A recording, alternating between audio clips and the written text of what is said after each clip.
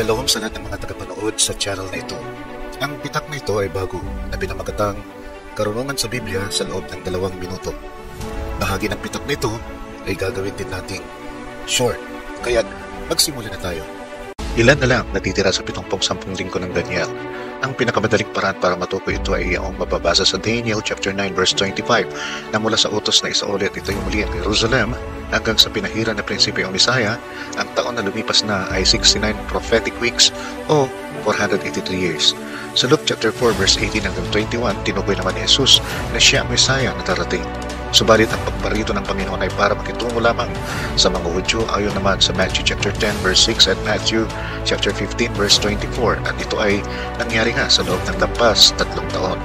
Kaya't kung idadagdag natin ang pagministeryo ni Kristo sa mga Hudyo, mga 3 taon at kalahati na lang natitira sa 70 sanlinggo ni Daniel. Muling gagalaw ang kamay ng orasan para matapos ang 70 sanlinggo ng Daniel pagkatapos ng pag-aagaw.